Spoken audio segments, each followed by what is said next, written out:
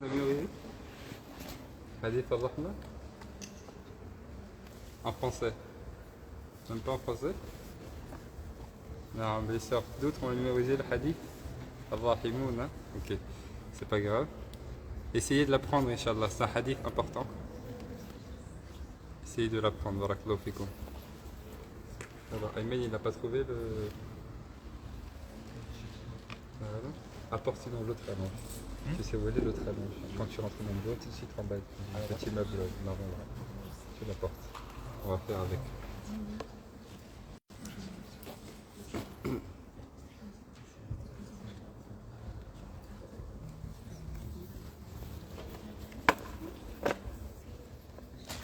va faire comme ça.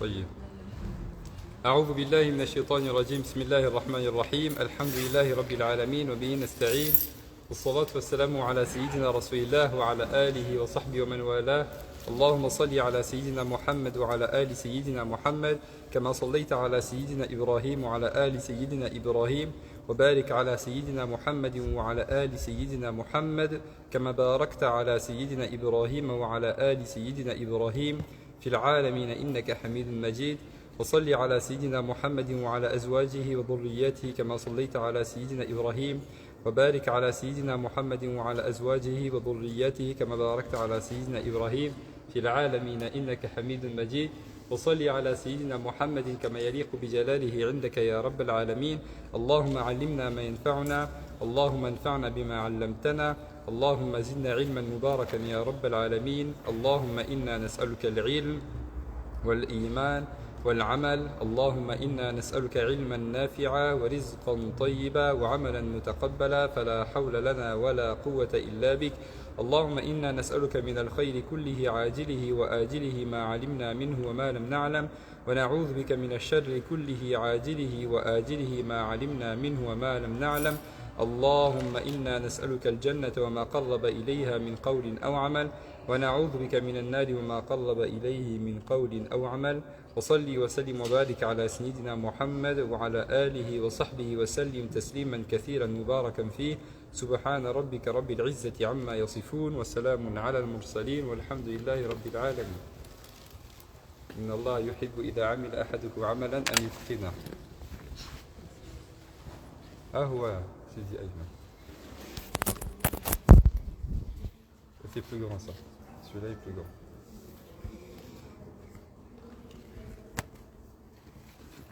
qu'est-ce que ne nous fait pas faire internet ça tu peux mettre celui-ci aussi parce que c'est le internet pour ça هذا ديروا تما وهذا يجي هنا طيب nous poursuivons Inch'Allah notre introduction avant la lecture commentée ou l'étude du livre Bidayatul Hidayah, Initiation à la foi ou les débuts de la guidance de l'auteur l'imam Abu Hamid Al-Ghazali rahimahullah ta'ala wa radiya anhu. On va s'arrêter Inch'Allah quelques instants sur la biographie de l'auteur, la biographie de l'imam Al-Ghazali rahimahullah ta'ala wa radiya anhu, et puis nous poursuivrons la lecture un petit peu de la préface qui a été écrit par le traducteur, qui ne fait pas partie du livre Bidayatul Hidayah, mais qui nous apporte un certain nombre d'éléments qui sont également très importants.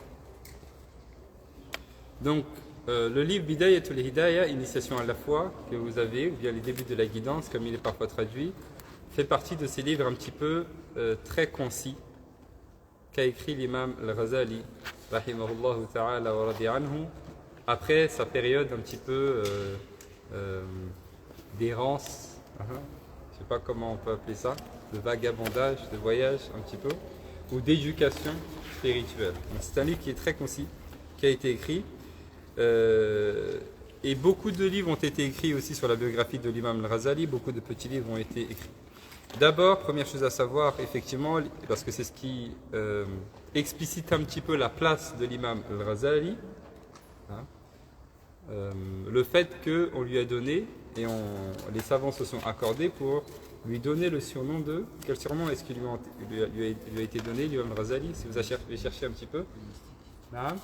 Oui, alors en arabe. Hein? En arabe? Naam, naam, Hujjatul Islam. Hujjatul Islam. Il a été surnommé Hujjatul Islam. Qu'est-ce que c'est al-Hujja? Al-Hujja, c'est... Hein? C'est... T'as pas dit ça? Non, al-Hujja, c'est effectivement la preuve, l'argument irréfutable. Hein, al-Hujja. Donc on l'appelait Hujjatul Islam, le signe de l'islam, la preuve de l'islam, l'argument irréfutable de l'islam. Et Hujjatul Islam, c'est un surnom qui est très important, qui est très fort aussi un petit peu donc, de sens et que l'on ne donne pas à n'importe qui. Donc Hujjatul Islam, Al-Ghazali ou bien Al-Ghazali, les savants ont divergé un petit peu sur la manière de prononcer son nom. Certains disent Hujjatul Islam, Al-Imam Al-Ghazali, d'autres disent Al-Ghazali, mais il est rapporté que dans un de ses livres, l'imam Al-Ghazali lui-même accepte, ou enfin, comment dire, dit que c'est Al-Ghazali, donc bidoun tajdid sans shadda. Et Al-Ghazali, parce que l'un de ses ancêtres pratiquait le filage de la laine, hein, Al-Ghazala. C'est pourquoi ce nom lui a été donné. Et le premier, Al-Ghazali, qui fait référence très simplement à la ville de Al-Ghazala, qui est la ville d'où vient l'imam Al-Ghazali, rahimahullah ta'ala wa radiya anhu. Dans le livre Tabaqat al-Shafi'iyya, c'est un livre de l'imam As-Subki, rahimahullah ta'ala wa radiya anhu, dans lequel il décrit un petit peu, il fait les biographies d'un certain nombre de savants, et parmi les spécificités de ce livre, le fait que à chaque fois qu'il évoque par exemple une risala, une lettre, ou bien un livre qui a été écrit par un savant, ou bien des vers de poésie, etc., il les cite entièrement dans son livre. Donc c'est une très grande encyclopédie, vraiment scientifique, historique, etc. Comment elle s'appelle? Tabaqat al-Shafi'iyya. Et c'est une des biographies c'est un des livres dans lesquels on peut tirer un petit peu une biographie très intéressante de l'imam Al-Ghazali, rahimahullah ta'ala wa radiya anhu. Donc j'ai traduit pour vous un petit peu une partie de ce que l'on retrouve un petit peu là-dedans sur l'imam Al-Ghazali. L'imam Al-Ghazali, rahimahullah ta'ala, est né dans la ville de Tus en 450, donc au 5e siècle. Après les hijra, donc du prophète sallallahu alayhi wa sallam, de la Mecque vers Médine. Tous, c'est une ville du Khorasan, donc en Iran. Beaucoup de savants sont sortis bien évidemment de là-bas. Alors aujourd'hui, c'est vrai, quand on entend parler de cette région-là, pour beaucoup de musulmans, on trouve ces endroits un peu bizarres parce que ça nous fait penser au chiisme, etc. Et au final, on ne sait pas trop ce que c'est que le chiisme, donc ils font des trucs bizarres, ils se prosternent sur des pierres, on ne sait pas trop. Mais c'est une région effectivement musulmane et beaucoup de savants sont sortis de ces régions-là. Ça fait partie d'une région qui est bonnie, qu'on appelle comment? Qu'on a mentionné hier, c'est le Sham. Le Sham. Non, c'est pas uniquement la Syrie en fait partie. Okay, c'est une région qui est à cheval sur la Syrie, l'Irak, une partie de la Jordanie. Ce n'est pas juste un pays. Hein. Donc ce n'est pas un pays, c'est une région, de manière générale. Beaucoup de savants sont sortis donc de cet endroit-là. Et l'imam Al-Ghazali donc est né en 450 et il est mort en 505. Donc il a vécu combien de temps? Combien de temps il a vécu? Il a vécu 55 ans. Hein. Et en 55 ans, il a fait ce qu'il a fait. Et il a eu ce surnom de Hujjatul Islam. Il est mort très jeune par rapport aux savants. 55 ans. Et lorsque les savants ont fait un petit peu ce travail de répartition de ses ouvrages sur les jours de sa vie, ils ont trouvé que l'imam Ghazali, chaque jour, il écrivait 4 petits livres quotidiennement. Si on prend 55 ans, et on regarde un petit peu tous les ouvrages, ce qu'a écrit l'imam Ghazali, on arrive à 4 livres par jour. Vous imaginez? quel baraka Allah subhanahu wa ta'ala a mis dans son temps et quel baraka Allah subhanahu wa ta'ala a mis dans son œuvre. Le père de l'imam al-Ghazali filait la laine, c'était un petit peu son métier, son travail, il filait la laine et puis il la vendait également dans cette ville de Tous. Et lorsqu'il allait mourir, lorsqu'il a atteint un âge un petit peu avancé, il a confié l'imam al-Ghazali ainsi que son frère. Comment s'appelait le frère de l'imam al-Ghazali? Ahmed.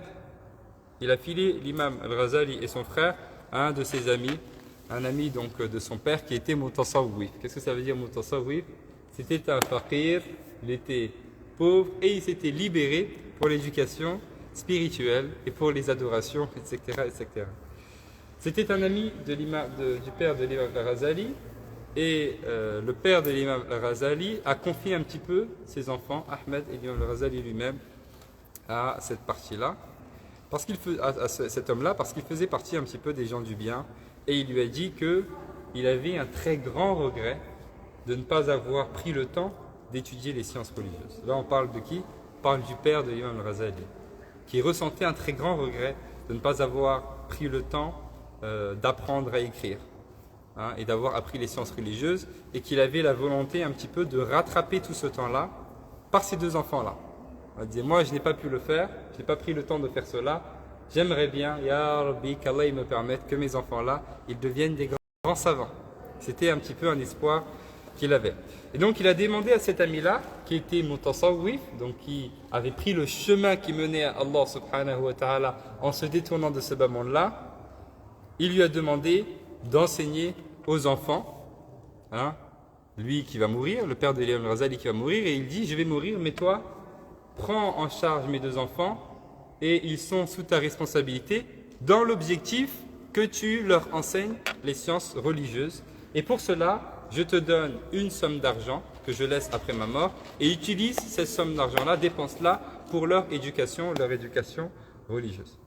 Alors cet homme a accepté. Lorsque le père de l'imam al-Ghazali est décédé, cet homme les a pris en charge et il leur a enseigné un petit peu les sciences religieuses jusqu'à ce que cet argent, cette somme d'argent que le père de l'imam al-Ghazali avait laissé fût été totalement dépensé. Et vu que cet homme était un pauvre, faqir, mutasawwif, eh bien il n'avait pas la possibilité de les prendre en charge après cela, plus que cela. C'était au-dessus de ses besoins. Et donc il s'est adressé aux deux enfants, Ahmed et son frère, et il leur a dit, nous avons dépensé tout ce qui était pour vous, je suis pauvre, je n'ai pas d'argent et je n'ai pas la capacité, même si je voulais, je n'ai pas la capacité de vous prendre en charge. Alors il leur dit, je vais vous mettre dans une madrasa, parce que vous n'allez pas rester comme ça dans la rue, sans pouvoir manger, sans pouvoir dormir et sans pouvoir vous éduquer. Alors je vais vous mettre dans une madrasa. Comme ça, dans la madrasa, vous pourrez manger et vous pourrez dormir. Et puis vous allez apprendre les sciences religieuses. Et donc, il a fait cela et il a été par cela la cause de leur élévation dans les sciences religieuses. Donc vous voyez, au départ, l'objectif c'est quoi? C'est que l'imam al-Ghazali ne soit pas dehors et qu'il puisse manger. Pour cela, on va le mettre dans une madrasa et il est pris en charge, nourri, logé et il apprend les sciences religieuses. Et l'imam al-Ghazali lui-même, après, il va parler de ça. Il va dire talabna al-ilma li ghayrillah fa aba al-ilm illa an yakuna lillah. Il va dire on a commencé à prendre la science pour autre qu'Allah. Ça veut dire pour être nourri, logé et parce qu'on n'avait pas d'autre endroit où aller. Fa aba al-ilm illa an yakuna lillah. Mais la science a refusé d'être pour autre qu'Allah. Et donc il les a mis dans cette madrasa. Et l'imam al-Ghazali donc a parlé de cela et il disait nous avons appris la science pour autre qu'Allah, mais la science a refusé d'être pour autre qu'Allah subhanahu wa ta'ala. Et il est rapporté que le père de l'imam al-Ghazali était un homme donc pauvre, mais c'était un homme très pieux. Il ne mangeait que de ce qu'il récoltait de sa propre main. Il ne mangeait que le fruit de sa propre main, de son propre travail. Donc ce travail qui était donc le filage un petit peu de la laine. Et il avait l'habitude de se promener entre les jurisconsultes, entre les assises de sciences. Il s'asseyait avec les savants. Il ne connaissait pas et il n'avait pas étudié. Mais il aimait beaucoup, beaucoup aller chez les savants et s'asseoir et écouter ce qu'ils disaient. Et puis il se mettait à leur service, c'est-à-dire qu'il était au service des savants. Lorsqu'ils avaient besoin de quelque chose, il allait le faire pour eux. Lorsqu'ils avaient besoin d'argent ou besoin de dépenser quelque chose, il dépensait autant qu'il le pouvait. Mohim, il ne faisait pas partie des gens de science, mais il aimait les gens de science et il s'asseyait avec eux et il était à leur service. Et il faisait preuve d'une très grande rigueur dans l'excellence envers eux, c'est-à-dire envers les gens de science, autant qu'il le pouvait, puisque c'était quand même une personne qui était pauvre. Et il est rapporté également que lorsqu'il entendait leurs paroles, les paroles des gens de science, il se mettait à pleurer. Lorsqu'il entendait les savants parler, raconter, expliquer, éduquer, etc., alors il avait les larmes qui collaient, il se mettait à pleurer. Donc il faisait preuve d'une très grande dévotion, et il demandait à Allah subhanahu wa ta'ala, lui il n'en faisait pas partie, mais il demandait en permanence à Allah subhanahu wa ta'ala de lui accorder un enfant et de faire de lui un jurisconsulte, de faire de lui un savant, un faqihan. Et il assistait aux assises également d'exhortation. Donc il assistait aux assises des savants, des fuqaha. Pourquoi j'ai choisi le terme de jurisconsulte? Parce que c'est faqih, c'est le juriste, c'est celui qui maîtrise la législation divine, les règles juridiques. Faqih, il s'asseyait dans leurs assises et il demandait à Allah de lui accorder un enfant qui devienne faqih. Et il s'asseyait également dans les assises d'exhortation. Le wa'ad, c'est encore autre chose. Wa'ad, c'est aujourd'hui quand on dit faire le rappel, souvent on fait référence plutôt à ça, le wa'ad, exhorter les gens. Il s'asseyait également dans les assises donc, de ceux qui exhortaient à Allah subhanahu wa ta'ala, qui appelaient à Allah. Et également dans ces assises, il pleurait et il demandait à Allah subhanahu wa ta'ala de lui accorder un enfant également prédicateur, qui allait donc exhorter les gens, qui allait faire le rappel entre guillemets. Il demandait les deux à Allah subhanahu wa ta'ala, et bien Allah subhanahu wa ta'ala a accepté ces deux du'a. Allah a accepté ces deux invocations. Allah subhanahu wa ta'ala a accepté et lui a accordé un enfant savant, l'imam al-Ghazali, et un enfant prédicateur, c'est son frère Ahmed, le frère de l'imam al-Ghazali, qui les deux sont devenus des grands savants. Mais son frère Ahmed était un prédicateur plutôt, et il avait une éloquence incroyable. Quand il exhortait les gens restaient bouche bée et il emplissait leur cœur. Et puis de l'autre côté, l'imam al-Ghazali, que l'on connaît et dont on va lire un petit peu l'ouvrage. Donc ça, c'est le fruit de la compagnie des savants et des pieux. Et la compagnie des savants et des pieux fait partie des remèdes spirituels aux maladies du cœur. Comme nous l'explique l'imam Ahmed Zarruq, rahimahullah ta'ala wa radiya anhu. Il dit, parmi les remèdes un petit peu qu'il explicite, il dit istinshaq wa rawa'ih as-sidq. C'est le fait de istinshaq, c'est respirer ou bien ressentir, inhaler l'odeur de la véridicité. Comment? Bimukhalatati ahlihi, en se mélangeant aux gens de la véridicité. Je vois les gens du vrai, je reste avec les gens du vrai, je leur tiens compagnie, j'essaye d'être dans une bonne influence, être toujours en bonne compagnie avec eux, afin d'être touché par cela. Et il nous dit, si ces gens de la véridicité, ces savants, ces personnes pieuses, etc., hommes ou femmes, ne sont pas présents, je n'ai pas accès à eux, je ne peux pas m'asseoir avec eux, etc., ou aller dans leurs assises de sciences, etc., alors il nous dit, en lisant leurs histoires. C'est pourquoi souvent on lit les histoires des prophètes, on lit les histoires des hommes pieux, des femmes pieuses, des saints, des sahaba, des tabi'in et des grands imams. C'est très important de lire leur vie. On n'est pas en leur compagnie, mais on lit quand même leurs histoires et ceci est également un remède pour leur cœur malade. C'est ce qu'a fait le père de l'imam al-Ghazali, rahimahullah ta'ala wa radiya anhu. Et Allah subhanahu wa ta'ala, le fruit de cela a été qu'Allah subhanahu wa ta'ala lui accorde un enfant pieux. Alors nous aussi, il faut qu'on ait cet espoir-là. Au fond, parce que on dit toujours, comme on utilise la formule, l'intention, c'est l'arme du croyant et de la croyante. Alors on met cette intention-là, et on met cet espoir, et on a ce souhait qu'Allah subhanahu wa ta'ala nous accorde des enfants qui vont être très proches d'Allah, hommes ou femmes.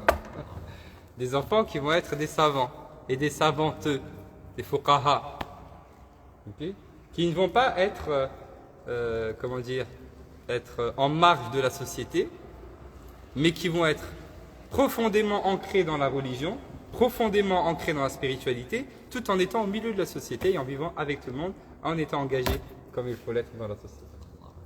C'est l'espoir qu'on a. Et vous savez que les du'a des parents pour les enfants sont acceptés. Les du'a des parents pour les enfants sont acceptés. De même que quand on donne un nom à un enfant, ce nom en fait c'est une du'a qu'on fait pour lui, c'est un souhait. Hein, je l'appelle, je lui donne un prénom, j'espère qu'il ait cette qualité-là ou bien sûr. Non. Et ça c'est une chose qui est un petit peu mujarrab, qui est expérimentée chez nos savants. Et moi j'aime bien à chaque fois qu'on parle de ce que je fais, évoquer mes parents. Parce que si on me demandait d'évoquer peut-être une personne ou des personnes dont j'ai été vraiment touché par la très grande spiritualité et vraiment l'attachement à la religion et la dévotion et la rigueur, etc., etc., ben, je ne trouve pas d'autres personnes que mes parents. Hein?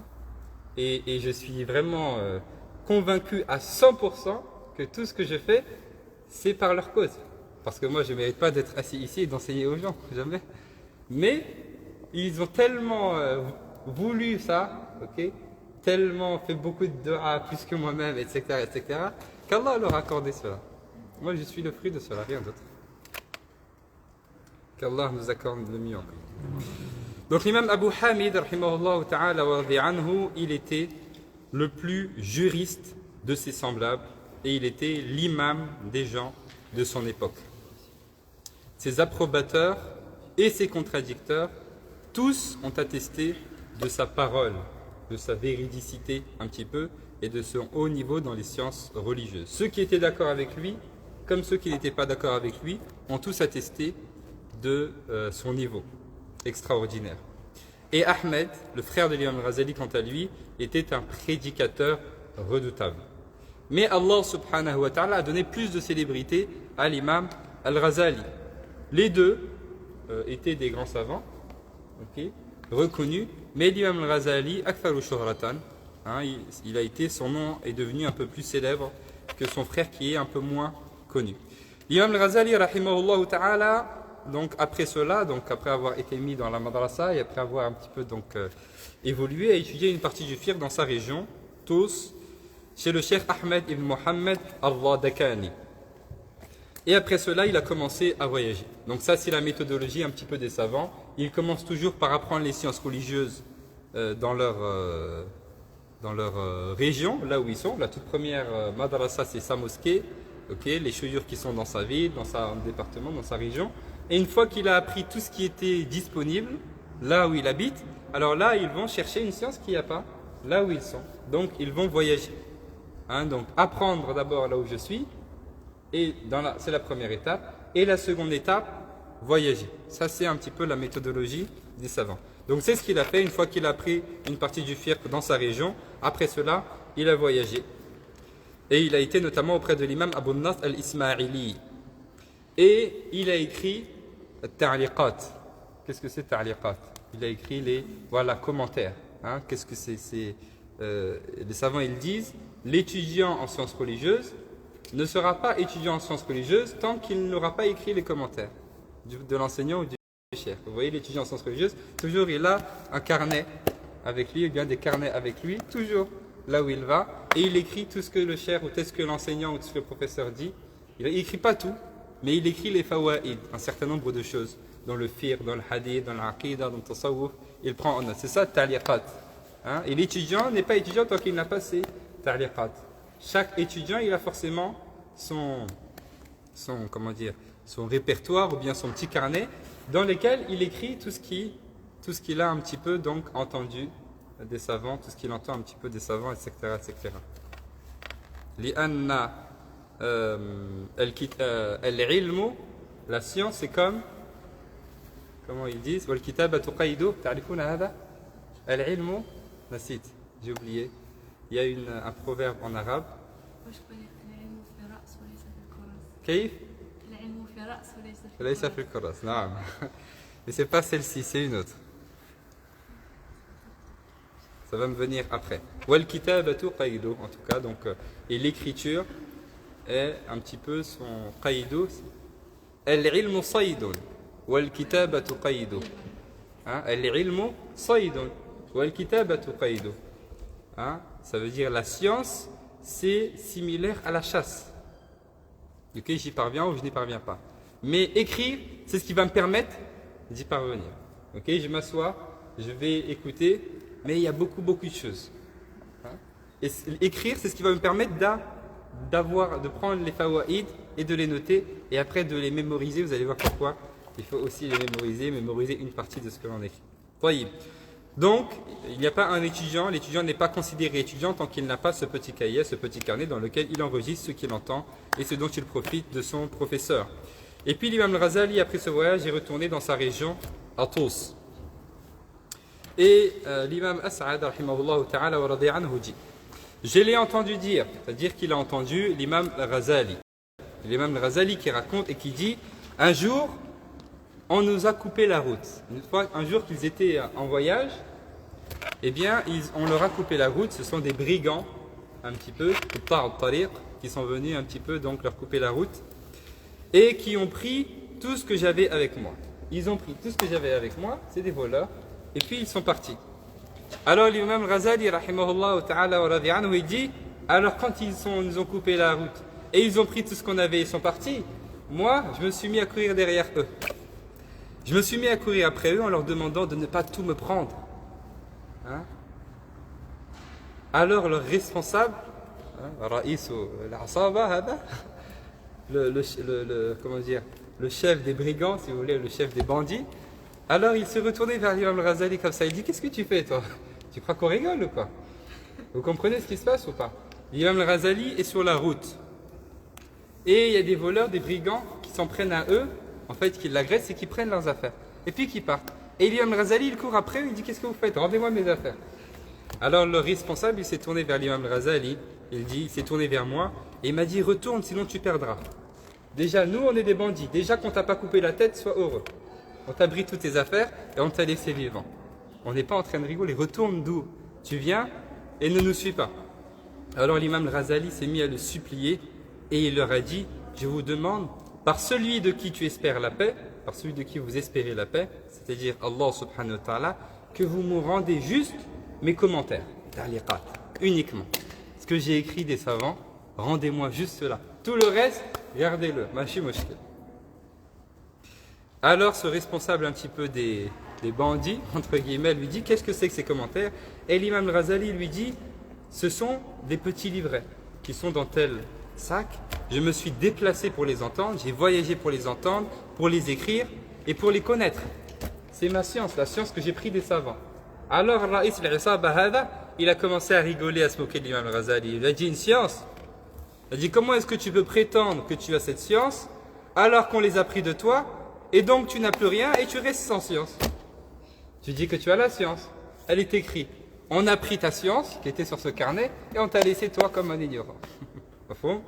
Alors l'imam al-Ghazali rahimahullah ta'ala a dit que cet homme, Allah subhanahu wa ta'ala lui a fait dire, lui a fait parler vrai pour me guider. Ce bandit-là, le chef des bandits, au fait c'est le premier chef de l'imam al-Ghazali. C'est lui qui a enseigné la première chose à l'imam al-Ghazali. Qu'est-ce qu'il lui a enseigné? Il lui a enseigné que l'ilm, ça ne reste pas dans les commentaires, dans ce qui est écrit. Parce que si on me prend mon livre, bah je connais plus rien. Et then, yuhfaz. J'écris, ensuite je lis et je relis et je relis et je relis pour apprendre. Alors l'imam al-Ghazali, rahimahullah ta'ala, il dit, lorsque je suis arrivé à Tous, je me suis occupé de cette science jusqu'à ce que j'eus mémorisé tout ce que j'avais enregistré, de manière à ce que si l'on me volait tout, je ne serais pas séparé de ma science. Lorsqu'il s'est passé cela, à son arrivée à Tous, première chose qu'il a fait, donc bien évidemment les brigands lui ont rendu son carnet. La première chose qu'il a fait, il a enregistré, il a mémorisé tout ce qu'il avait écrit. De manière à ce que si on lui reprenait, eh ben, il avait toujours sa science qui était avec lui. Okay? Une personne qui est toujours accrochée à Internet ou accrochée à aux livres, etc., etc. Donc c'est pas véritablement une personne qui a la science avec elle. Hein? Le livre, c'est un support. Et Internet, c'est un support.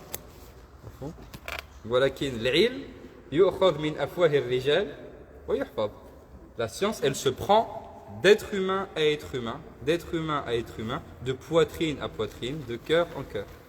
Et puis ça s'apprend, ok, ça se mémorise dans le cœur, et puis ça se transmet par la suite, et ainsi de suite. C'est comme si ça que toutes nos sciences nous ont été rapportées depuis le prophète sallam jusqu'à aujourd'hui.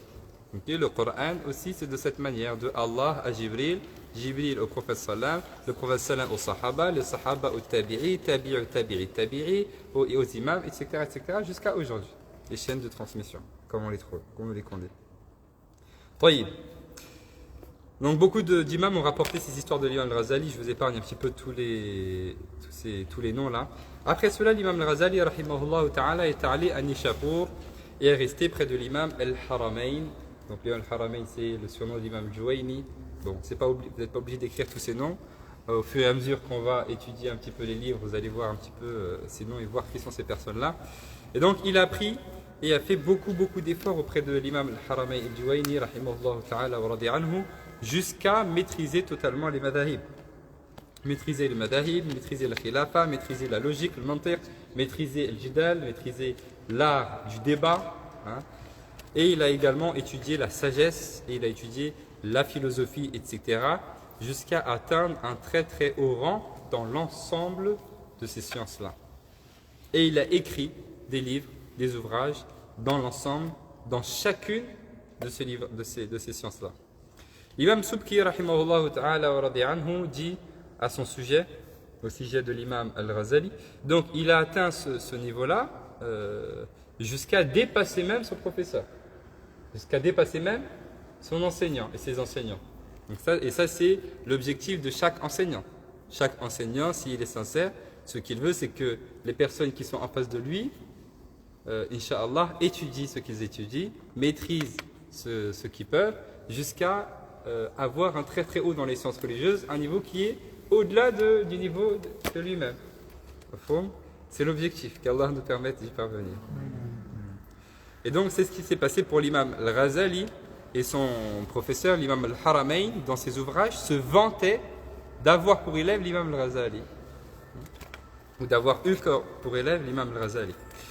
L'imam Subki, écoutez ce qu'il dit au sujet de l'imam al-Ghazali. Vous savez, les savants, quand ils se décrivent, et quand ils se décrivent pas eux-mêmes, mais des autres savants, ça ressemble un petit peu à des éloges un petit peu épiques, etc. etc. L'imam Subki, rahimahullah ta'ala, dit à son sujet, il était d'une grande intelligence, pourvu de profondes réflexions, d'une nature étonnante, d'une mémorisation spectaculaire, une montagne de science. Lorsque l'imam al-Haramain, al-Juwayni rahimahullah ta'ala, est décédé, l'imam al-Ghazali est parti auprès du wazir, donc le ministre Nizam al-Mulki, et son assemblée, bien sûr, à ce ministre Nizam al-Mulki, c'était une assemblée donc de fuqaha, une assemblée de savants, une assemblée de gens un petit peu de science. Donc l'imam al-Ghazali les a rejoints et il a débattu donc avec ces savants-là. Et ça veut dire sa grande érudition et sa parole véritable s'est fait connaître un petit peu dans son assemblée-là. Et donc tous ont reconnu la science profonde et les compétences de l'imam al-Ghazali rahimahullah ta'ala. Et donc ce wadir l'a fait enseigner dans la madrasa nizamiya qui était à l'époque une des plus grandes madrasas qu'il y avait dans le monde un petit peu musulman. Il faisait partie donc de ces grandes madrasas de l'époque. Et les plus grands savants et les plus grands cerveaux de l'époque s'y retrouvaient. Et donc il a pris la présidence un petit peu de cette madrasa. Il est allé donc à Bagdad pour cela en l'an 484. Donc à quel âge? S'il est né en 84, à l'âge de 34 ans. Et il y est resté là-bas et il a enseigné, il a donné des fatwas, il a éduqué et il a écrit des livres pendant un certain temps. Et donc, pendant tout ce temps-là, l'imam al-Ghazali a acquis une certaine prestance, une certaine beauté dans la science il est devenu extrêmement connu. Hein, on le prenait pour exemple, jusqu'à ce qu'il eût atteint un petit peu jusqu'à ce qu'il eût remarqué qu'il avait quelque chose à l'intérieur de lui. Okay, le fait que son nefs, son âme bestiale, son ego, était satisfaite de cet état-là. Se sentait bien d'être connu, que les gens viennent le voir pour lui poser des questions, etc., le prennent pour exemple, etc., etc. Alors, lorsqu'il a ressenti cela, il a eu peur pour sa propre personne. Il a eu peur pour lui et il a voulu se détacher de cela, se détacher de ce bas monde et se détacher de la célébrité. Parce qu'il n'a pas trouvé ce qu'il recherchait. Je connais la science, j'ai toutes les sciences. Okay, j'ai atteint ce degré terminal dans l'ensemble des sciences religieuses. Mais je ne ressens pas ce que je voudrais ressentir. Je n'ai pas trouvé ce que je cherche. Donc ce que je cherche n'est pas forcément là-dedans. Alors il a tout plaqué et il est parti. Il a décidé de partir. Il est parti où? Il a tout laissé derrière lui. Imaginez, hein, c'est un grand savant, très connu, très célèbre, suivi partout. Et il décide de tout laisser tomber parce qu'il a l'impression de ne pas avoir trouvé ce qu'il cherchait, n'a pas trouvé Allah. Alors il délaisse tout. Bien évidemment, ça ne veut pas dire que l'imam Ghazali n'était pas pieux. Il était très pieux, très versé dans la spiritualité, etc. Mais il n'a pas trouvé ce qu'il cherche. Alors il a décidé de partir. Il a dit, j'ai besoin d'aller faire un peu de sport spirituel. Je vais aller faire un peu d'exercice spirituel pour éduquer mon âme et essayer de m'éduquer. Alors il est parti. Où est-ce qu'il est parti? Il est parti vers Al-Haram, le Masjid Al-Haram. Il est parti pour accomplir le Hajj et accomplir la Umrah. Et il est dit que lorsqu'il eut atteint tout ce que l'on pouvait espérer de célébrité et de reconnaissance des gens, il a donc ressenti, bon ça je l'ai déjà expliqué, il a ressenti le fait que son nefs était un petit peu ravi de cela. Et donc il a voulu une activité spirituelle pour retourner à Allah subhanahu wa ta'ala. Et donc il est allé à la Mecque pour le Hajj et la Umrah. Il a adoré Allah subhanahu wa ta'ala là-bas. Il a visité le prophète sallallahu alayhi wa sallam. Il est sorti pour le Hajj au mois de Dhul Qiyada en l'année 488. Et après cela, il s'est rendu à Damas, à Dimashq, qui était aussi un puits de science, jusqu'à encore il y a quelques années, avant la guerre.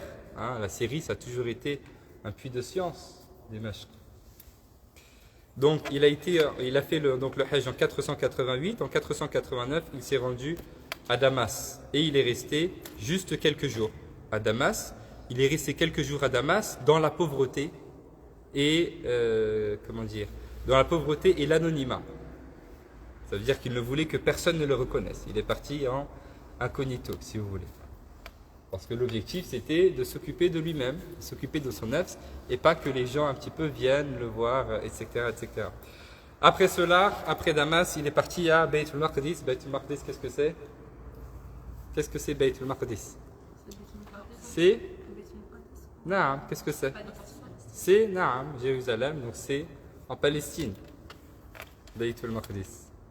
Qu'Allah nous permette d'aller visiter l'endroit. Il est resté quelque temps là-bas et ensuite il est retourné encore à Dimashq, à Damas. Et il est resté là-bas, à Damas, en retraite spirituelle. Il est resté là-bas en retraite spirituelle dans une dépendance de la mosquée des Omeyyades, dans un endroit qui était à l'intérieur de la mosquée des Omeyyades. Jusqu'à maintenant, cet endroit-là encore porte le nom de l'imam Al-Ghazali, rahimahullah ta'ala, wa radi anhu. Donc il est resté, et la mosquée des Omeyyades. La mosquée des Omeyyades, beaucoup de savants ont enseigné dans la grande mosquée des Omeyyades. Cheikh Abou Daoud al-Yaqoubi, pendant un moment aussi, il enseignait là-bas. Qu'Allah subhanahu wa ta'ala yuslih al-ahwal, inshallah, de ces endroits-là.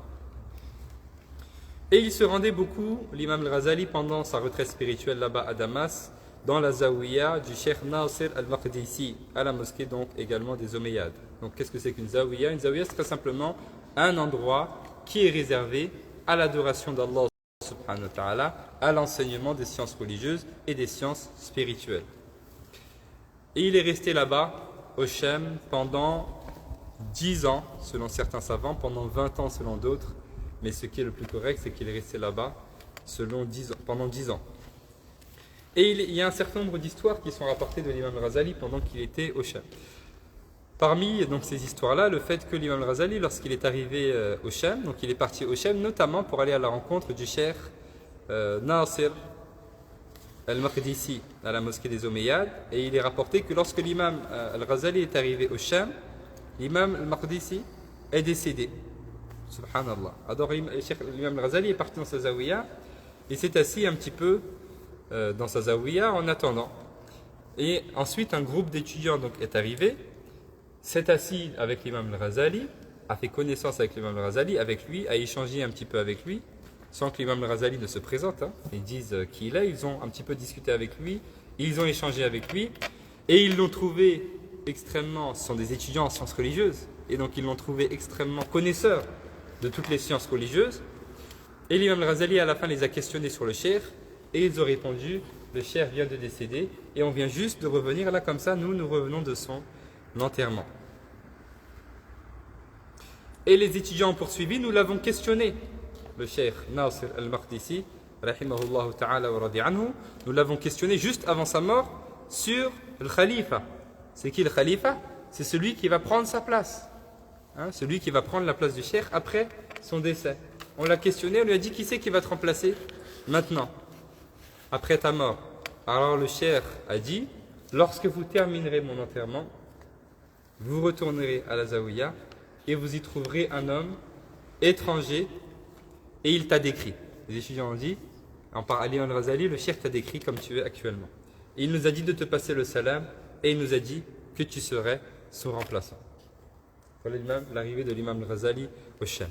Et il est rapporté également que l'imam al-Ghazali, donc quand il est arrivé bien sûr au Shem, il n'est pas arrivé avec le vêtement des savants. L'objectif c'était justement de ne pas être connu, parce qu'il est parti pour son activité spirituelle. Donc il a délaissé les imams, etc., tous les vêtements des imams, des savants, et il a mis un vêtement de pauvre, faqir, labas as-souf, de laine, parce que la laine c'est le vêtement des personnes pauvres un petit peu. Et donc il est parti avec ce vêtement-là, et il est parti, il s'est assis près de l'une des portes de la zawiya, ou bien de la khanqa. Khanqa en arabe, ça veut dire la même chose que la zawiya, c'est un endroit qui est réservé à l'adoration, qui est réservé aussi à l'apprentissage de la science religieuse. Les personnes se libèrent un petit peu pour les adorations. Et il est resté à la porte, assis, devant la porte de cette khanqa, de cette zawiya. Il est resté en attendant, comme ça, sans savoir ce qui allait se passer. Subhanallah, la première fois que je me suis rendu dans une madrasa traditionnelle, aussi la personne qui m'accompagnait, qui avait déjà été dans une madrasa, quand on est arrivé devant, la première chose qu'il m'a dit maintenant on s'assoit et on attend. Je me suis dit, j'ai pas compris sur le... Moi j'ai dit mais on attend quoi? On attend qui? Il m'a dit on reste assis et on attend. C'est comme ça. Jusqu'à ce qu'Allah subhanahu wa ta'ala décide de ce qu'on va faire de nous. Est-ce qu'on nous dit de retourner d'où on vient? Est-ce qu'on nous dit de rentrer, de commencer à apprendre? Jusqu'à ce qu'un étudiant est sorti, il nous a dit marhaban, installez-vous. Ainsi, l'imam al-Ghazali aussi est resté, s'est assis comme ça à la porte de l'Khanqa jusqu'à ce qu'on vienne, jusqu'à ce qu'il advienne, ce qu'il doit un petit peu advenir. Et donc là, il y a un faqir, une personne étudiante, un disciple, pauvre, inconnu, qui est sorti et qui a donné l'autorisation à l'imam al-Ghazali de rentrer. Donc vous voyez, l'imam al-Ghazali, il a accepté vraiment de se rabaisser, de faire preuve d'énormément d'humilité, d'énormément un petit peu donc de modestie, rahimahullah ta'ala wa radi anhu. Il est entré dans cette khanqa, dans cette zawiya, khanqa avec un alif, khanqa, dans cette zawiya. Il s'est installé là-dedans et il a habité à cet endroit-là pendant un certain temps et il allait souvent à la mosquée des Omeyyades. Et donc, qu'est-ce qu'il faisait à cet endroit-là? Il habitait à cet endroit-là, qu'est-ce qu'il faisait? Il a commencé à éduquer son âme. Il faisait les exercices spirituels. Il allait nettoyer les toilettes, il allait se mettre au service des gens, etc., etc. C'était ce qu'il cherchait. C'était essayer d'écraser son nafs. Il voulait écraser son nafs. Rahimahullah ta'ala, wa radi anhu. Et c'est comme cela que l'état évolue, au fait, même pour nous. C'est quand on se rabaisse, comme il dit, Man tawada'a lillah, il n'y a pas une personne qui se rabaisse pour Allah sans qu'Allah subhanahu wa ta'ala ne l'élève. Et c'est comme cela effectivement que l'État un petit peu évolue, se développe, c'est de cette manière-là. Et c'est comme ça également que la personne connaît sa véritable valeur, la valeur de sa propre personne. Et beaucoup de savants, aussi spirituels un petit peu, ils obligent l'étudiant en sciences religieuses à faire cela, à faire ce qu'on appelle le khidma. Qu'est-ce que c'est que le khidma? Le khidma, se mettre au service des gens. Aller nettoyer les toilettes, aller servir les gens, aller faire la vaisselle, nettoyer, laver les vêtements, être au service des gens. Ils nous demandent de faire, on va faire, sans broncher, sans rien du tout. Cette éducation-là, c'est une éducation qui est un petit peu, comment dire, que certains savants obligent les étudiants à faire cela. Parce que c'est dans cela qu'il y a l'éducation. C'est dans cela qu'on apprend l'éducation, qu'on apprend le adab, qu'on apprend l'humilité, qu'on apprend la modestie, etc. etc. Il faut qu'Allah SWT nous permette de vivre un petit peu cette modestie-là. Et on a vu, subhanallah, des personnes vraiment âgées de nos propres yeux qui étaient comme ça au service de tout le monde, même des enfants. Tu vois, une personne peut-être qui a l'âge d'être grand-père de ce jeune-là, ou bien de cet enfant-là, mais il est à son service pour Allah subhanahu wa ta'ala. Et à Damas, l'imam al-Ghazali ne s'est pas montré. Il ne voulait pas enseigner, il ne voulait pas être pris comme exemple, être cher ou quoi que ce soit. Et c'est pour cela, donc c'est ce que j'étais en train d'expliquer, chez beaucoup de shuyur dans la spiritualité, ils obligent un petit peu les étudiants à faire ça, à faire le khidma pendant un certain temps. Un jour, alors que l'imam al-Ghazali, rahimahullah ta'ala, était assis dans la mosquée des Omeyyades, dans la cour de la mosquée des Omeyyades, il y a un homme qui est entré et qui est venu un petit peu questionner les savants. Et personne ne lui répondait. Il avait une problématique, il n'avait trouvé personne, aucun savant qui ne pouvait répondre à sa question. Il avait une problématique dans sa vie et il voulait une fatwa, il voulait un savant qui lui apporte la solution. Et il n'a trouvé aucun savant qui avait la capacité de lui répondre. Alors il est venu à la mosquée des Omeyyades et il a commencé à questionner les savants à la mosquée des Omeyyades, mais aucun savant ne lui répondait. Dans la mosquée des Omeyyades, les savants étaient occupés. Peut-être ils venaient de finir leur cours, ils avaient une petite pause, donc pendant leur petite pause, chacun il est occupé, comment il prépare ses cours, comment il échange avec les autres savants, etc. Les savants étaient occupés et aucun savant ne lui a répondu. Et l'imam al-Ghazali, il regarde comme ça, ce pauvre homme qui est venu demander une fatwa, aucun savant ne lui répond. Au fond. Alors l'imam al-Ghazali lui dit, viens, je vais répondre à ta question. Je rappelle, l'imam al-Ghazali, il est là-bas en tant que anonyme. Il est en tant que personne un petit peu inconnue. Alors il dit à cet homme, viens, je vais répondre à tes questions. Il l'a appelé, donc il a répondu un petit peu à sa problématique. Alors quand l'imam al-Ghazali lui a répondu, l'homme s'est moqué un petit peu de l'imam al-Ghazali. Il lui dit, les grands savants, ils n'ont pas réussi à répondre à ma question, et toi qui nettoies les toilettes ici, tu veux répondre, tu es pauvre et tu veux répondre à ma question. Et les savants ont écouté, et ils ont vu cela. Alors lorsque l'imam a voulu partir un petit peu, ils ont questionné l'imam sur les dires de l'imam Ghazali, ce que l'homme donc leur a raconté, et tout de suite ces savants-là qui étaient dans la mosquée des Omeyyades ont su que cette réponse, que cette analyse qui a été donnée par l'imam Ghazali, ce n'était pas une réponse, et ce n'était pas une analyse, l'analyse d'une personne ignorante, d'une personne qui fait partie des gens de la masse. Ça ne pouvait venir, cette analyse-là, et cette réponse à cette problématique ne pouvait être une réponse et une analyse que d'une personne qui est extrêmement versée dans les sciences religieuses. Alors qu'est-ce qu'ils ont fait? Ils se sont rapprochés de l'imam al-Ghazali, ils ont fait connaissance avec l'imam al-Ghazali, qui ne s'est pas fait connaître. Bien évidemment, il n'a pas dit qu'il était l'imam al-Ghazali. Ils ont échangé avec lui, ils se sont mis autour de lui et lui ont demandé de leur réserver une assise de science. On leur a dit, voilà, on aimerait bien que tu nous fasses une assise de science pour qu'on prenne la science, une partie de ta science. Alors l'imam al-Ghazali leur a dit, marhaban, marhaban, il leur a donné rendez-vous le lendemain. Il leur a donné rendez-vous le lendemain, Inch'Allah, pour pouvoir faire cette assise de science. Et qu'est-ce qu'il a fait pendant la nuit? Salam alaikum. Il a fui. Il a fui. Yafirru bijildi. Il a fui avec sa peau. Parce que la célébrité, c'est la dangerosité. Alors lui, il a fui justement la célébrité et il a fui l'enseignement, le fait que les gens sont autour de lui. Donc dès qu'il a vu qu'il a failli être reconnu, pendant la nuit il est parti, salam alaykum. Parce qu'il ne voulait pas se faire connaître. Et il est resté 10 ans ou bien 20 ans selon certains savants à exercer un petit peu son nafs. Et ensuite, une fois également, l'imam al-Ghazali, rahimahullah ta'ala, il est entré dans une autre madrasa au même endroit, le madrasa al-Aminiyya, et il a trouvé, c'est une autre anecdote, le cheikh également en train de faire son cours dans cette madrasa. Et qu'est-ce qu'il disait ce cheikh? Il disait Qala al-imam al-Ghazali, qala al-imam al-Ghazali. Il rapportait les dires de l'imam al-Ghazali. Alors l'imam al-Ghazali s'est apporté, encore une fois je vous précise qu'il n'est pas en tant que l'imam al-Ghazali, il se cache, bien il veut rester un petit peu anonyme. Alors il s'est assis dans cette assise et puis il a commencé à écouter ce que dit l'imam al-Ghazali sur lui-même, ou bien des paroles que lui-même avait dites.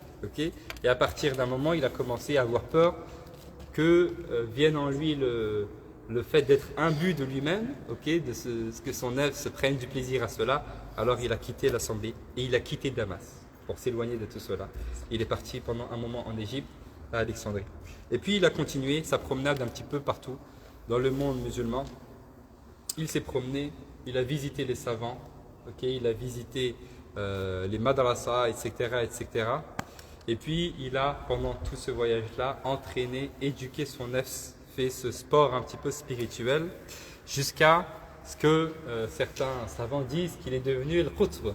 Un qutb, qu'est-ce que c'est le qutb en arabe? Comment on le traduit? Qutb, c'est un pôle. C'est un pôle. Alors il y a beaucoup de personnes qui voient un petit peu mal cette terminologie-là et qui ont un peu de mal avec ces termes-là, parce que ce sont des mauvaises opinions qu'ont les gens un petit peu sur les musulmans, n'est-ce pas? Alors que si la personne est musulmane, elle croit en Allah et elle croit en prophète, donc elle dit Ashhadu an la ilaha illallah, Ashhadu anna Muhammad Rasulullah. Rien ne peut se faire sans Allah subhanahu wa ta'ala et rien ne peut être valide sans la suivi du prophète sallallahu alayhi wa sallam. Quand on parle de pôle, qutb, qu'il est devenu un pôle, ça ne veut pas dire qu'il est devenu une divinité ou quoi que ce soit. Ça veut juste dire, si c'est un pôle, c'est que les choses tournent autour de lui. Donc les choses tournent autour de lui, ça veut dire très simplement les étudiants en sciences religieuses, les savants tournent autour de lui parce qu'il est une référence en la matière, également en la matière spirituelle. Et donc après cela, il est revenu à Bagdad, rahimahullah ta'ala wa radiya anhu, là où il enseignait, où il avait la présidence de l'Madrasa Nizamiya au départ. Et puis il a commencé à faire des assises, mais cette fois-ci avec une autre tonalité, des assises d'un tout autre genre, dans une autre langue, pas langue français-anglais, mais langue, le genre, la tonalité, ou bien comment on va écrire ça? Dans le sens que le langage qui est utilisé, ce n'était pas le même langage qu'il utilisait avant, qui était un langage très scientifique. Maintenant, il a adopté un langage spirituel. Et c'est ça qu'il est en train d'enseigner effectivement aux gens. Et il a parlé dans ses assises donc, de son livre Al-Ihya, qu'il a écrit pendant 10 ans pendant son voyage. Bon, on ne peut pas rentrer donc, dans les détails. Et l'imam al-Ghazali, rahimahullah ta'ala, n'était pas donc, on dit il avait ce langage-là spirituel avant qu'il était un petit peu le langage scientifique. Maintenant, c'est un langage un petit peu spirituel. Il n'était pas un grand muhaddith, qui rapportait beaucoup de hadiths, etc. etc. On peut expliquer cela par le fait que l'imam al-Ghazali s'est libéré d'abord pendant un certain temps pour l'acquisition de la science spirituelle, pour l'éducation de son nefs d'abord, et puis secondement aussi par le fait que l'imam al-Ghazali est décédé extrêmement jeune, puisqu'il est décédé à l'âge de 55 ans. Et malgré ça, il est rapporté, donc il a pris le sahih de l'imam al-Bukhari, et il est rapporté qu'à la fin de sa vie, il s'est dédié au Coran et il s'est dédié au sahih de l'imam al-Bukhari, je veux dire, le sahih de l'imam al-Bukhari, donc les paroles d'Allah et les paroles du prophète sallallahu alayhi wa sallam. Et il est décédé de cette manière-là en l'an 205. Donc vous voyez différentes périodes un petit peu dans la vie de l'imam al-Ghazali. C'est pendant cette période-là qu'il écrit ce livre un petit peu résumé, Bidayatul Hidayah, que beaucoup de savants considèrent comme étant, ils considèrent ce livre-là, Bidayatul Hidayah, comme étant une introduction au livre Ihya Ulumuddin. Beaucoup de savants considèrent ça comme une introduction au livre Revivification des sciences de la religion, Ihya Ulumuddin. Voilà un petit peu en résumé ce que l'on peut dire donc sur l'imam al-Ghazali rahimahullah ta'ala wa radi anhu. Donc ce qu'il est important de retenir, c'est que l'imam al-Ghazali, il est le fruit de la ferveur spirituelle de son père, d'une part, qu'il a atteint le degré terminal dans l'ensemble des sciences religieuses, y compris dans les sciences qui ne sont pas à première vue des sciences purement religieuses, comme la philosophie, puisque l'imam al-Ghazali, il a appris la philosophie, jusqu'à maîtriser la philosophie, jusqu'à devenir un imam, entre guillemets, dans la philosophie. Et quand les philosophes ont vu cela, il a écrit sur la philosophie, en écrivant qu'est-ce que c'est que la philosophie, quels sont les objectifs philosophes, etc., etc., jusqu'à ce que les philosophes ont dit c'est bon, on est l'imam al-Ghazali nous met bien. Et après, une fois qu'il a maîtrisé tout cela, qu'il a explicité cela, il a écrit un livre dans lequel il déconstruit totalement donc les analyses un petit peu philosophiques. On parle de tout ce qui est mauvais là-dedans, bien évidemment. Donc, à la fois dans les sciences religieuses, mais aussi dans un certain nombre de sciences profanes. Et après avoir atteint ce degré terminal des sciences religieuses, qu'est-ce qu'il fait? Il délaisse tout, il part, ok, pendant 10 ans ou pendant 20 ans, ok, il change totalement, c'est un virage, un changement à 90 degrés, ok, il s'éduque spirituellement, jusqu'à avoir atteint ce degré terminal dans les sciences spirituelles, comme il l'a atteint dans les sciences religieuses. Donc il marie les deux. C'est quoi hier qu'on a mentionné ce qu'il dit l'imam Malik? Man tafaqaha walam. Vous n'avez pas pris? Tasawwafa faqad tafassaqa. Wa man tasawwafa walam yatafaqaha faqad ewa. Wa man jama'a baynahuma ewa. Et voilà ce qui nous fait l'imam Ghazali. Tafaqaha, thumma tasawwafa, faqad tahaqqaqa huwa. Radiyallahu anhu. Donc il a appris les sciences extérieures, et ensuite il est parti, il a appris les sciences religieuses, les sciences intérieures, et il a atteint un petit peu la réalité de la chose, et son nom est resté à travers les siècles jusqu'à ce qu'aujourd'hui, des siècles et des siècles après, à la Grande Mosquée de Strasbourg, nous aussi on débute l'étude de ce livre en langue française.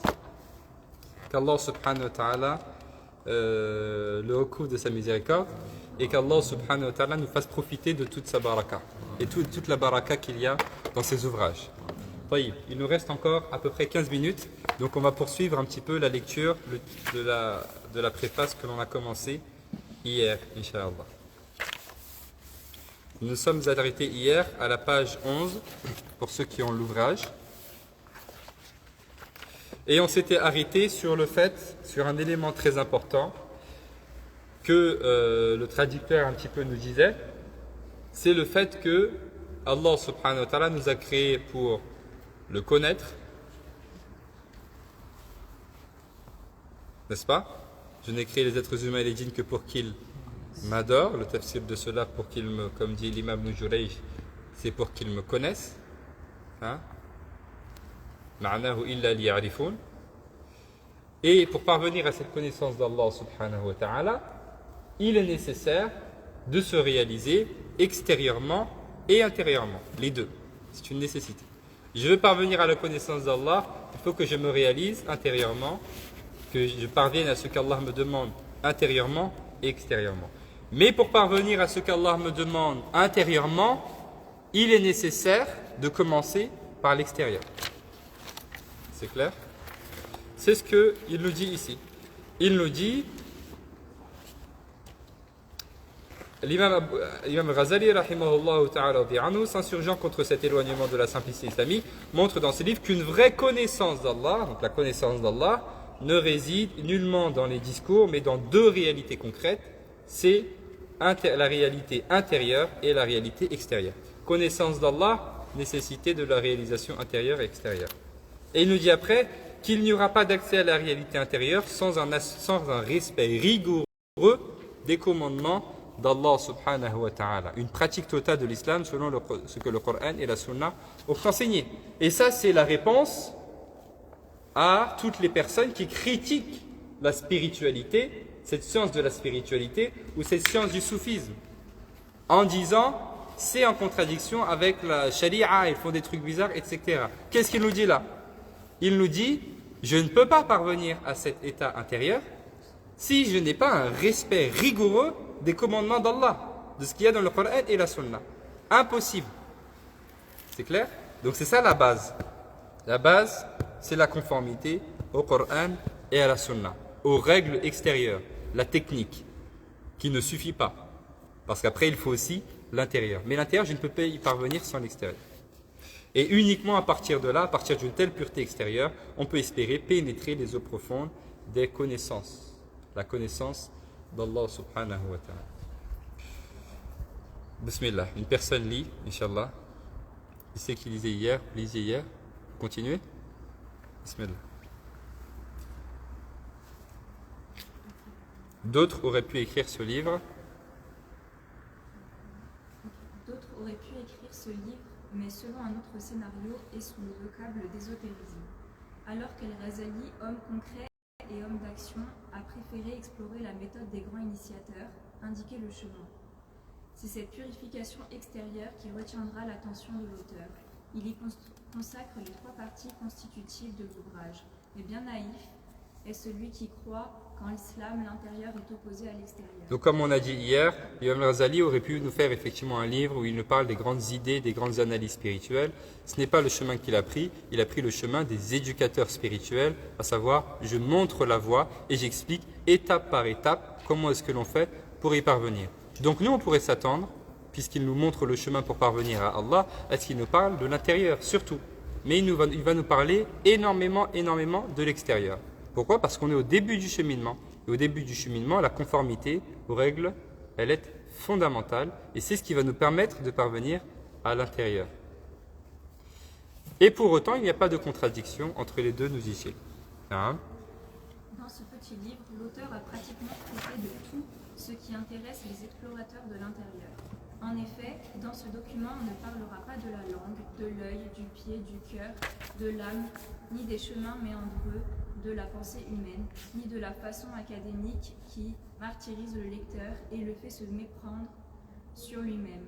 Mais on parlera à la manière d'un manuel pratique qui immédiatement incite le lecteur au travail, et c'est de cela qu'un musulman a besoin. Vous allez voir que l'imam Al-Ghazali va nous donner beaucoup de choses à faire, à mettre en pratique, beaucoup de dua, beaucoup d'intentions à mettre dans des actions du quotidien.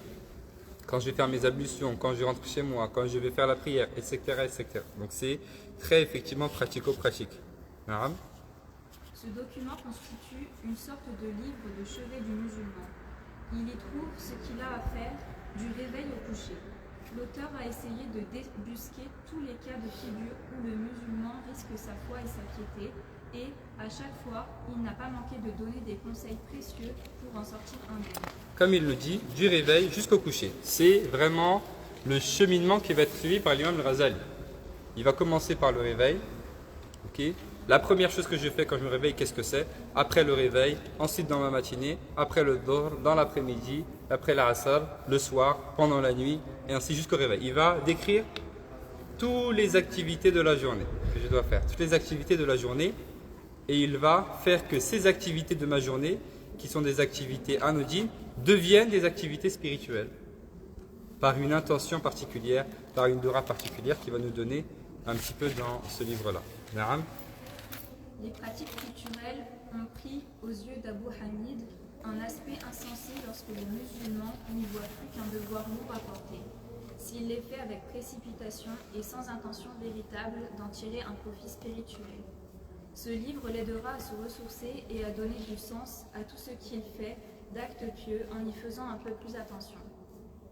La Bidaya est composée de 3 parties. Donc là, il va nous décrire un petit peu donc, les 3 parties du livre. Alors, ce qu'elle vient de lire, c'est ce que j'ai expliqué juste avant. Donc on a des pratiques un petit peu qui peuvent être anodines. Il nous donne un petit peu des éléments pour en faire des pratiques qui ont davantage d'importance. Donc la première partie. Elle est consacrée aux pratiques culturelles. Cultuelles, hein? Culturelles. C'est les adorations. Ici.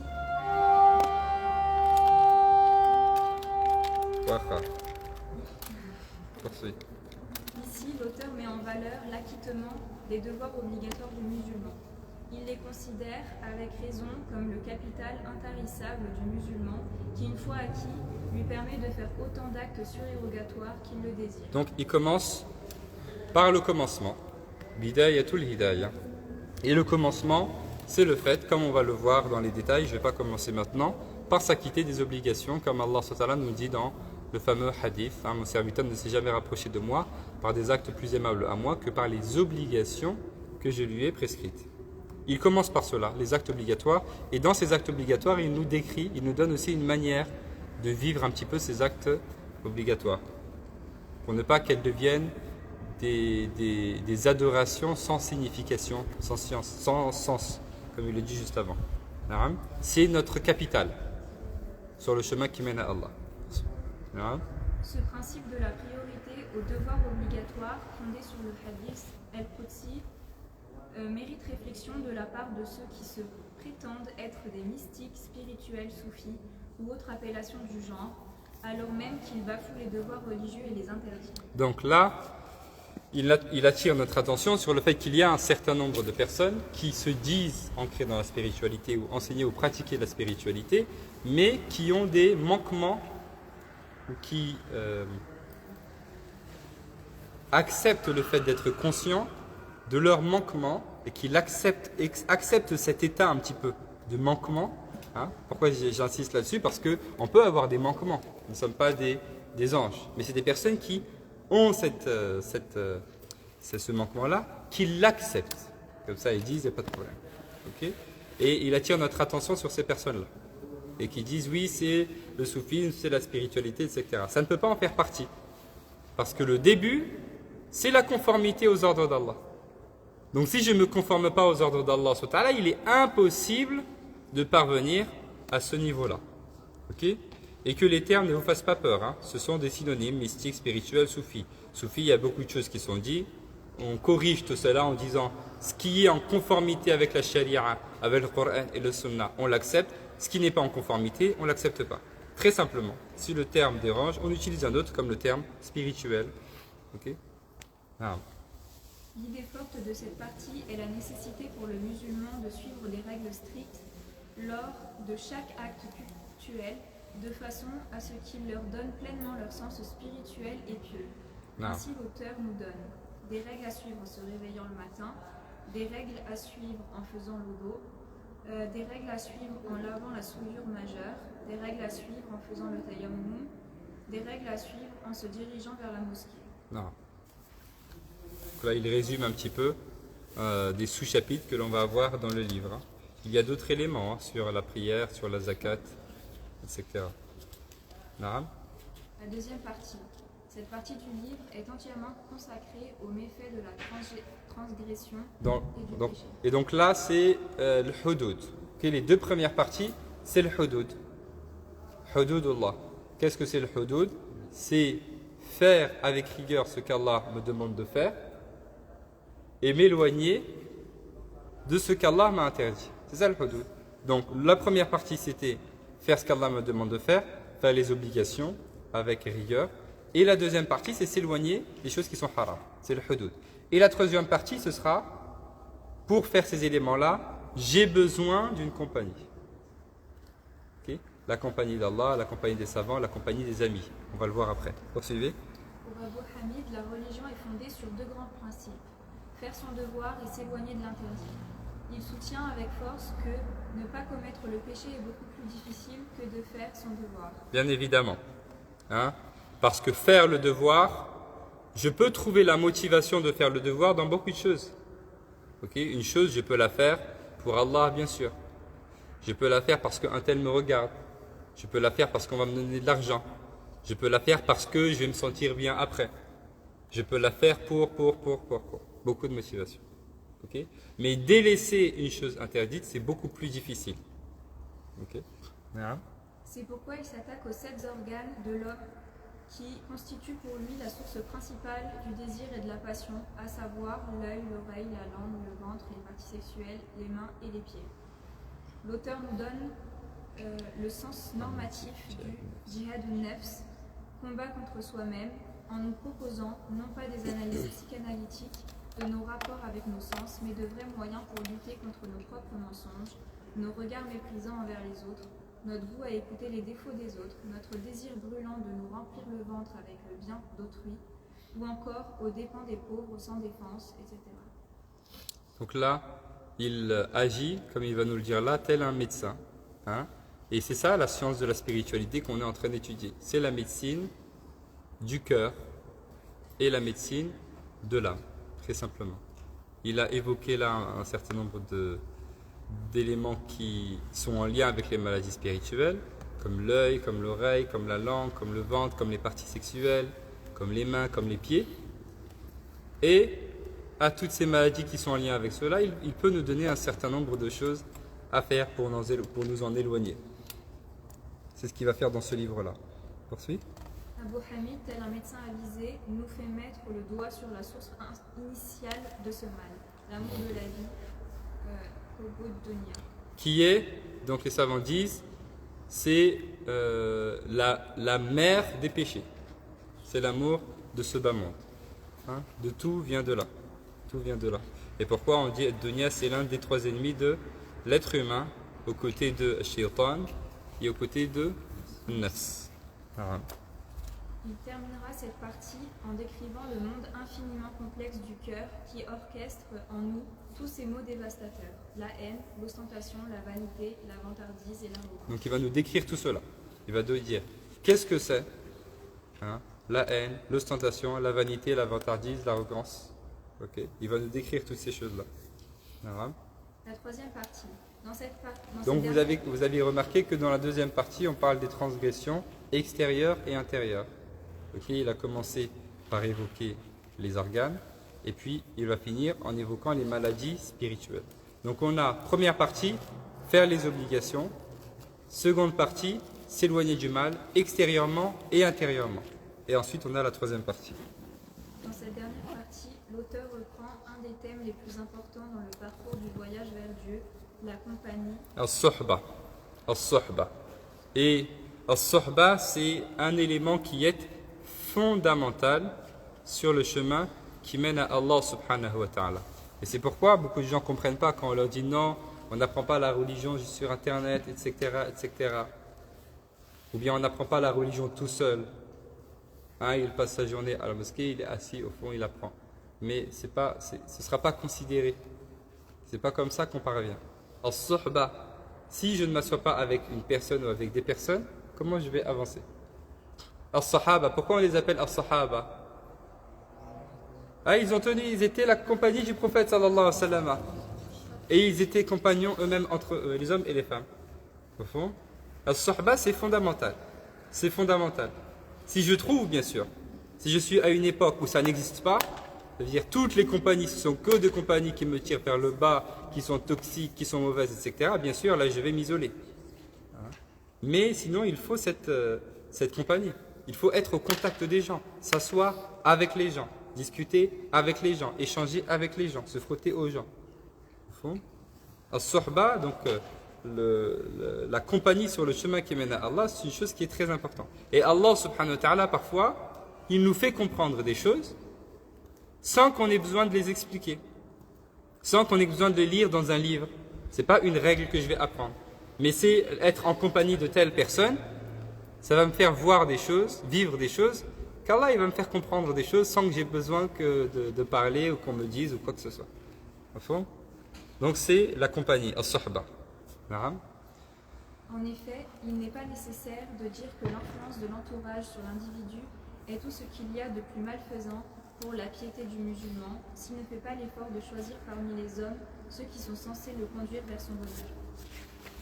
Mais choisir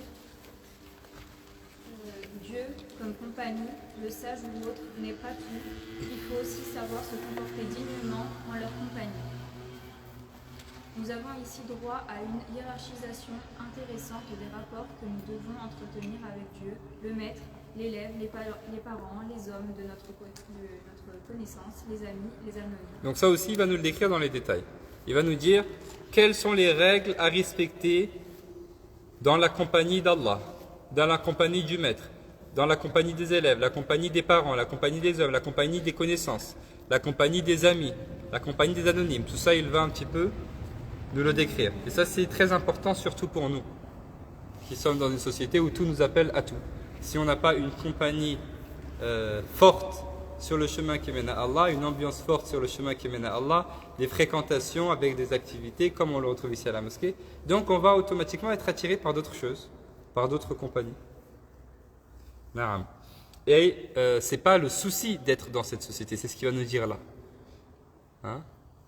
Parce que notre objectif, c'est justement de vivre dans cette société-là, tout en étant dans une bonne compagnie, en faisant tout ce qui est nécessaire, mais en gardant notre spiritualité très forte.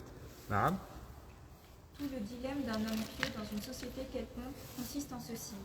Comment vivre sa piété profondément et intensément, sans rupture sociale, dans le sens monacal s'entend, sans subir la perversité des autres, ni être influencé par elle. C'est notre objectif.